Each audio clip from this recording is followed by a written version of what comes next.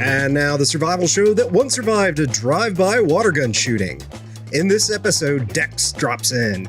He's going to teach us how to walk silently and become one with the universe in order to make it through the zombie platypus apocalypse.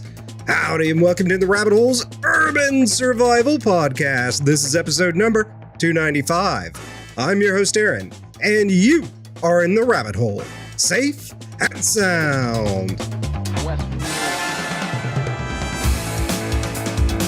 Some quick notes before we dive in. Again, you're going to hear this repeated for a few episodes so everyone hears it. I recently misspoke.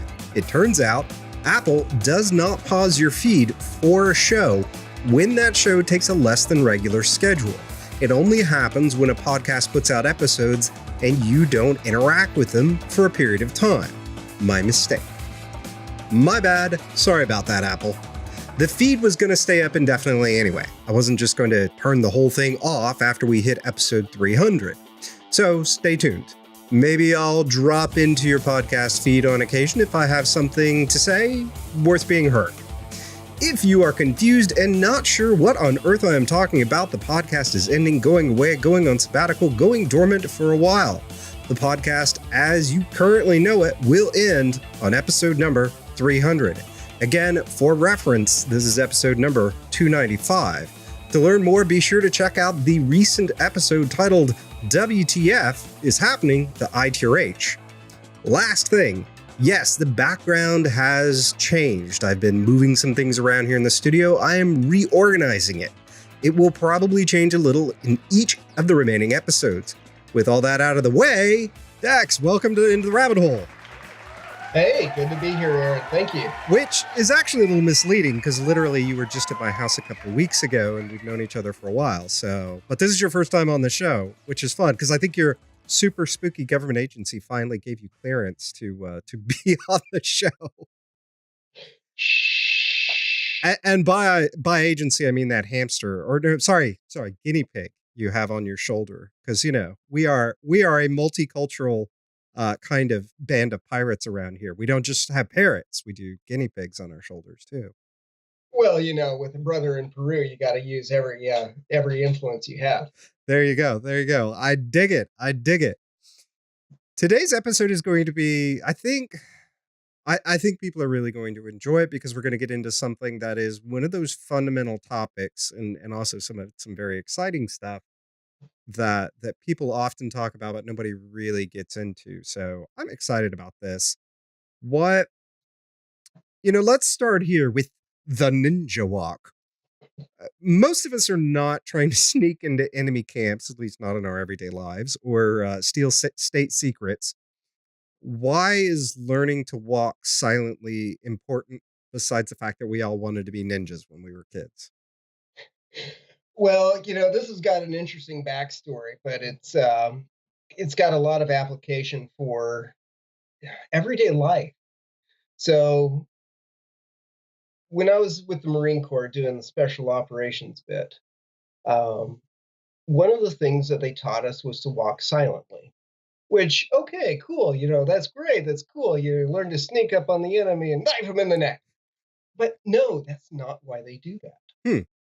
Why they do that is because when you learn to walk silently, you focus on one thing and one thing only. And that thing translates to all other episodes of your life. So I was actually sitting at the bar earlier this week talking to my bartender, and I just, thinking about this episode, I asked him, what's one thing that you've done that translates to all areas of his life?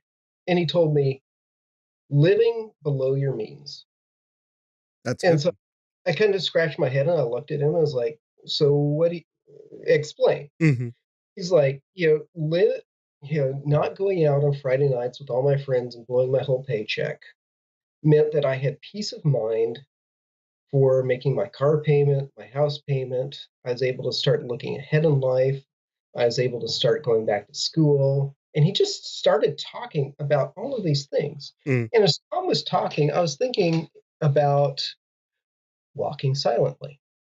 So walking silently it seems like such a fundamental, basic thing. But when I teach people this, it's an amazing thing because they just focus on this one thing. And it teaches you to eliminate all other elements of life and just to focus on this one thing. And it puts everything in context. And so when you start learning to walk quietly, you start to apply the fundamentals and the principles that apply to other areas of your life, such as thinking about what's important, eliminating the extraneous details in life, um, forgetting about what other people think about you, and just focusing on the outcome. Mhm. And so when you start to learn to walk 50 feet barefoot, you really start paying attention to you because nobody else is making the noise. It's you. Mhm. It's only you. And when you start learning, I'm making noise. Okay, I got to slow down. Okay, I'm still making noise. Okay, what's causing the noise? Well, it's the leaves. Okay, well, I got to brush aside the leaves. Okay, now I'm a lot quieter, but I'm still making some noise. Well, how am I leaning forward too much? Am I doing this? Am I doing that? It really teaches you to take responsibility for your actions. Mhm. And when you start taking responsibility for your actions, you aren't able to blame it on anybody else. Man, I tell you what, you just start slowing down, you start paying attention to the outcome. Mhm. I can't remember who said this, but there's a big name in the business culture who said you can control for process or you can control for outcome, but you can't Yeah. control for both. And so, walking silently, you really start to focus on the outcome. The process, you got to change yourself. You got to change the way you think. You got to change the way you act. You got to change the way you behave. And when you start becoming more concerned with the outcome than the process, everything changes. You become more effective in every area of your life. Mhm. And so you start looking at it and you start paying attention to it. And you become aware of every little muscle movement. It doesn't matter what your environment is because you will adapt to your environment. Mhm. If you're in Oregon, if you're in New Hampshire, if you're here in Florida, it doesn't matter because you're focusing on the outcome and you're shifting the frame of your focus from process. I put my foot forward, I fall on it, I move my other foot forward, I fall on it, to I want to be as quiet as possible. Mhm. And that changes the speed of your walk, that changes the mindset of how you're positioning. It makes you more comfortable with just standing on one foot and then slowly placing your foot down. And so all of that begins to transfer over to other areas of your life, like my bartender, Tom. Mhm. He just began living within his means, which seems like a very simple thing. But walking quietly is a very similar thing because you begin to focus on the outcome. Mhm. And when you build the confidence in one area of your life, then you're like, okay, well, the outcome is walking quietly. The outcome is getting enough supplies in my house to weather a hurricane. Mhm. The outcome is the zombie platypus apocalypse. You know, what does that look like? Right. Okay, how do I handle myself? Well, the outcome is I want to do this. Mhm. And in order to do this, I have got to change my frame. I've got to change my perspective on the world Mhm. because the environment doesn't change. I change to adapt to the environment. Mhm. That You know, yeah, we that makes a lot of sense. Very, very zen, actually, but yeah, that makes a lot of sense. Yeah, it is. Yeah. I guess. But, like coming from, the world that I come from the Marine Corps, focus on, ooh, it's Zen, woo woo, yoga, yeah, tight yoga pants. Yeah, I'm sorry. I didn't have any of those. Uh-huh. But what I did have was a 140 pound pack on my back, Uh-huh. and the lives of five guys walking behind me who depended on me paying attention to where I was Mm. and how I interacted with my environment. Mhm. And That that makes really sense. yeah, and it changes the perspective that you view things. Mhm. So it's really it comes down to responsibility. And you know what? This is a little thing. I can change myself to adapt to this little thing. Mhm. And then as you begin to move through life, man, I tell you what, you start to change your frame of reference, and the little things turn into big things. Mhm. You're dealing with your financial situation. Okay, well, I'll change myself to adapt to it. Like right now, I'm going to graduate school, and I'm having to adapt my finances to that. Oh crap. My wife and I decided to bring in some foster kids. Well, that's another big financial thing. Mhm. I'm going to adapt to it. What does it take? Oh, great. Now she's sick. Now we got foster kids, graduate school, and she's sick. Okay, how do we adapt to it? Mhm. And really starts with these little things like learning to walk quietly, because it teaches you, okay, it's okay to change. And these little things stack up into big things. That makes perfect sense, and I think that's in a lot of ways, that also speaks to another thing of adapting to situations rather than bemoaning or beating your head against them or wishing they were something they're not and wasting time there rather than focusing on what is the needed outcome and how do I achieve it. Yeah, absolutely. Mhm. And I mean, if you were to take, walking quietly and break it down into the physical mechanics, Mhm. what I'm about to say seems so simple. It really does. Okay. But it's not about the physical mechanics as it is you changing yourself to adapt to your environment. Okay. Okay.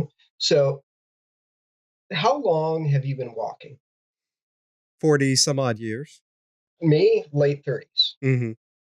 But you and I have been walking differently this whole time. Mhm. And we've hung out together, we've walked together. And you probably seen me walking a little bit differently. Mhm. Like my posture is a little bit slouched back. It's like I put my foot down and I kind of feel the ground, and then I lean my weight into it. Okay. Yeah, and for the audience out there, just try this. Go out into your yard, into your grass. If you've got trees that drop leaves, so much the better.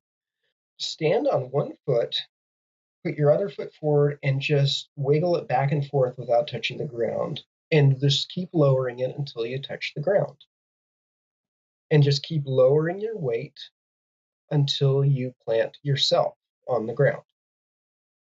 And then shift your weight slowly to your front foot, and then swing your other foot forward and repeat the process. It seems simple, right?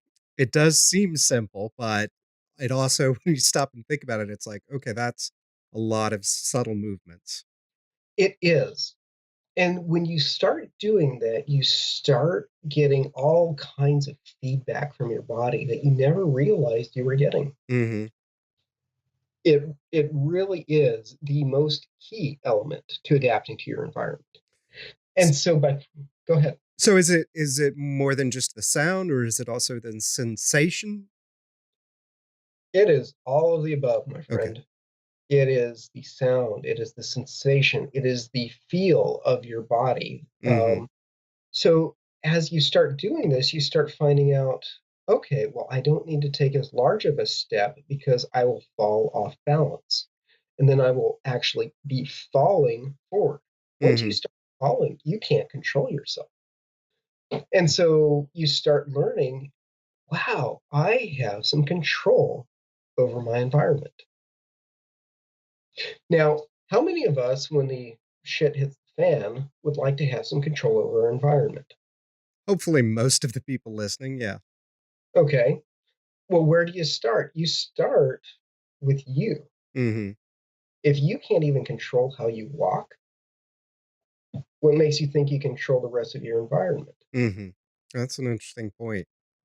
And it really, you know, this isn't a new thing. Mm-hmm. You know, the French philosopher Voltaire said, I am what I do.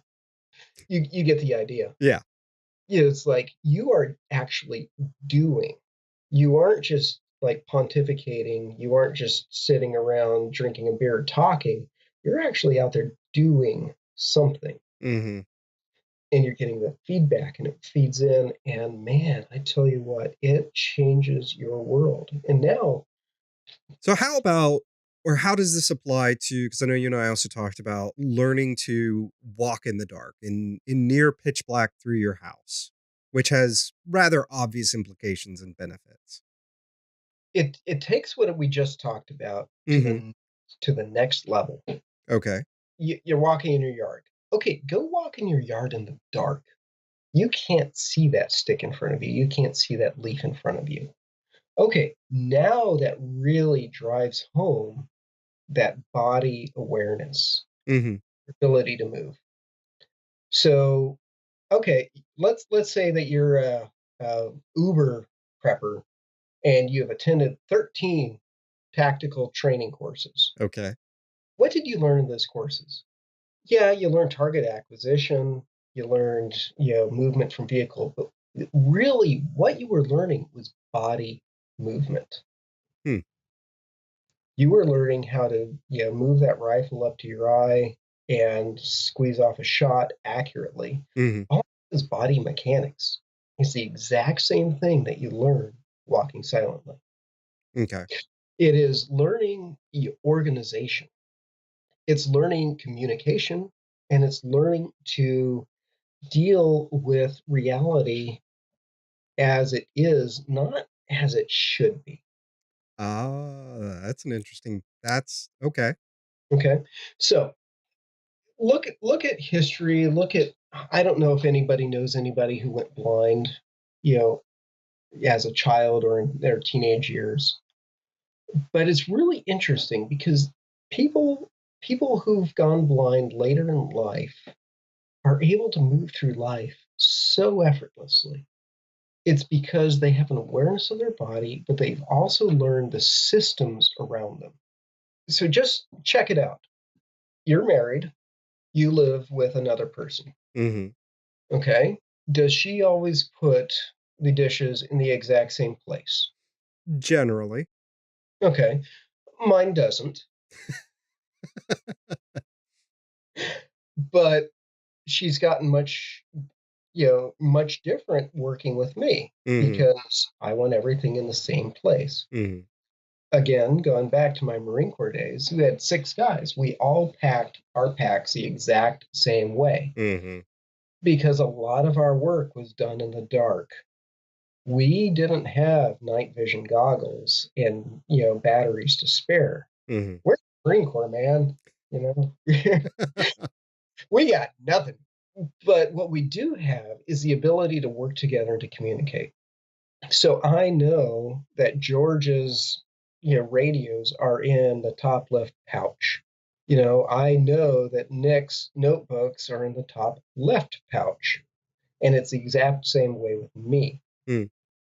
So when it's 3 o'clock in the morning and you're sitting in the middle of God knows where, and they're down for their 3 hours of sleep, I can go over to their pack, pull out a battery or a notebook or an antenna, and I can get the job done without interrupting them and Mm-hmm. without degrading their ability to respond to life as it happens, should anything happen.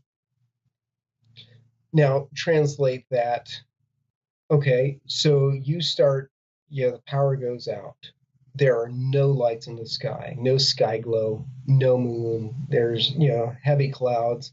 It's pitch black. And you've got to go and pull out something from your office. And so you walk down the hall into the living room. You go to that bookshelf where you've got, what you're looking for. And it's on the top shelf on the left. You reach for it and it's not there because, somebody decided it would, they needed it and they were going to Uh-huh. go do something. It forces communication. Mhm. It forces you doing the same thing every time, every way, because you can control yourself. You cannot control other people. But that's the same principles that I used when I was engaging in combat in the Marine Corps. Mhm. You know, if you start organizing and knowing where everything is, you can go straight to where you need, what you need, when you need it with no challenges. Mhm. That makes a lot of sense. And so I think also, you and I were talking about this the other day. This all also, in a lot of ways, there's a crossover into just driving every day. Let's go there for a second. How does this begin to apply to driving? Because driving is actually, it's a lot more complicated than I think people give it credit for. And there's a lot more going on than people give it credit for. It I'm glad you brought that up because Mm, it really is. Um, when you're driving, can you control the other drivers? nope. You live in Houston. Mhm. Uh, Houston traffic is brutal. Yeah. You can't control, the culture of the driving. Like I'm living in Central Florida. You're living in Houston. Those are two different driving cultures. Hmm. Um, but what you can control is your response to it. Let me just throw out a mental exercise for the listeners. Can you get to anywhere faster than the car in front of you? Not without some serious damage to everyone involved. Exactly. And is it worth it? Hmm. No, No. it's really not. So, the only thing you can do is adapt to your environment. So, whether you're in Washington, D.C., LA, Houston, doesn't matter. What matters is how do the people around you act? How do Hmm. they react? If you turn on your blinker, do they speed up to cut you off? Well, in that case, just step on the brake and slip behind them because they just created a space for you. Hmm. If you turn on your blinker and they let you over, okay, fine. That's awesome. You live in a really rare place. Yeah. And get over. Houston used to be like that. It has changed since we've had a major other people have changed our driving culture since, the major influx over the last few years. So if you cannot get there any faster than the person in front of you, then don't try to fight it. Like, why are you fighting what you can't control? Instead, adapt to the weaknesses of the people around you. Yep, think about what you're doing. Give some space. It's okay. Because going back to the walking quietly, you are learning to adapt to your environment. You're learning, okay, there's a stick in front of me. I'm not going to step on that. It's going to make a noise. All right, I'm going to back off. I'm going to slow down. And slowing down, really, in the long run, it's going to pay off because you'll get to your destination a lot faster slowing down just a little bit than by stepping on the gas, getting involved in an accident, which is going to add 2, 3, 4 hours to your commute. Mhm. So, what? And it's going to add how many hundreds, thousands of dollars over the next few years with your insurance payoff? Yeah.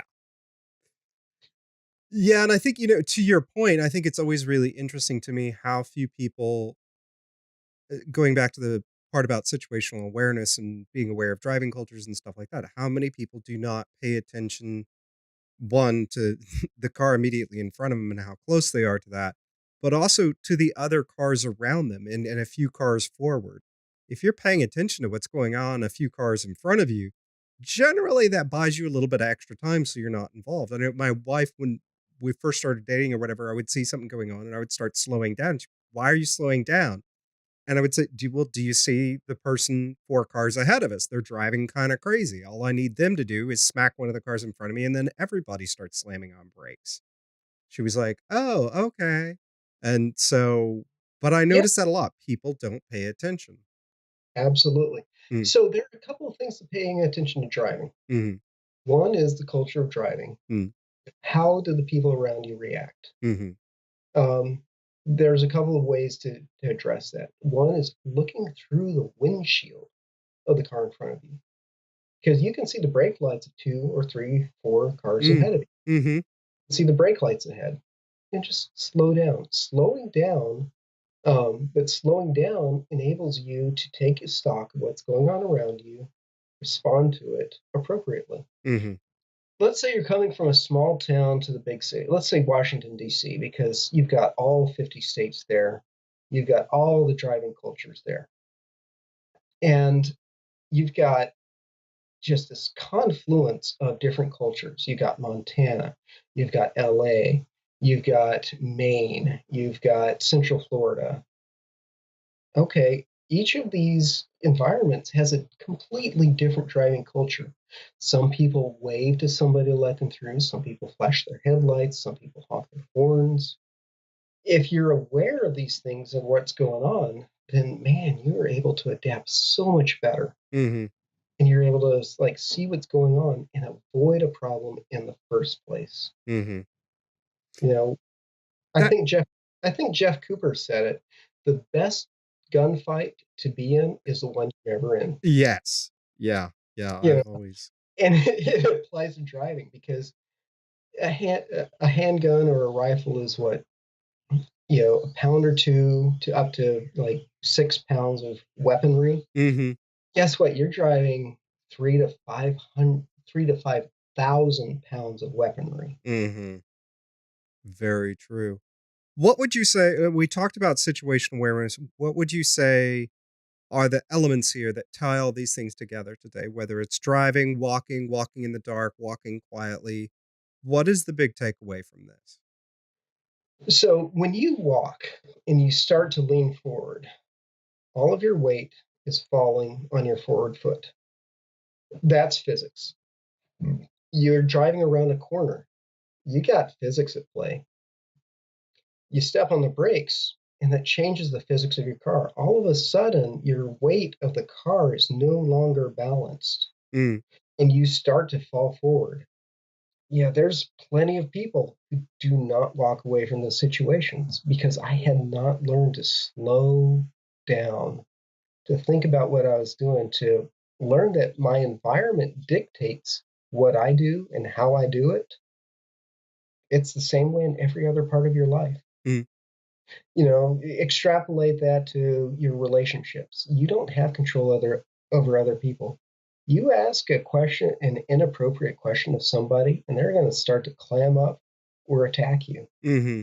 And then who knows where that conversation is going? It's going to go out of control. Yeah. And it's just physics. People respond to their environment. Their environment, they begin to lose control and they begin to tighten down, and you no longer have any input into the situation. Mm-hmm. So, yeah, and you can extrapolate that to just about every part of your life. But if you slow down, that gives you a lot more space to deal with what the problem is at hand. I think that is a really great message and a fantastic place for us to stop and leave people with. And I think more than anything that what I've really pulled away from this is slow the hell down and pay attention to what you're doing. Yeah, it seems so simple. It Mhm. really, but if you're going to engage with the environment and have some control over it, which let's be honest, we're human beings. We like to have some control over our environment. Mhm. And the best way is to build in some space. And it really brings us back to what's your ultimate goal. And that kind of brings us back to the original question. Learn to walk quietly. Mm. Why are you doing this? Well, you're learning to focus on one thing. One thing, that's it. Your process, as we human beings are used to engaging with the world, is here's my process. If I engage in my process, then I will be okay. but you kind of turned that pyramid on its head, Mm, saying, this is what I want to happen. They start to focus on your process and you move that to your outcome. mhm. And soon you find yourself in a place that is just exactly where you want to be with the people you want to be around. And it's a really cool thing. I think that's really good stuff. And dude, I think we went some interesting places today, and I just wanted to say I really appreciate you coming on. I thought it was some neat stuff, and I think uh, we got into some really deep stuff, and I think much deeper than a lot of people thought we were going to get into with walking silently. It's strange how that works. Mm-hmm. Yes, it is. Well, dude, thanks again for coming on. I really appreciate it. Thank you for having me, Aaron. It's been a pleasure to be here. Show notes, links, and resources from this episode can be found by going to intherabbithole.com/E295. Or if you're watching this on YouTube, just look in the description section below this video. And speaking of YouTube, if you're watching this on YouTube, be sure to do all that YouTube stuff. Throw us a like, subscribe, and slap that bell around because bananas are yellow. With that, we wrap up episode number 295 from the Lone Star State. Till next time, stay safe and sound. West.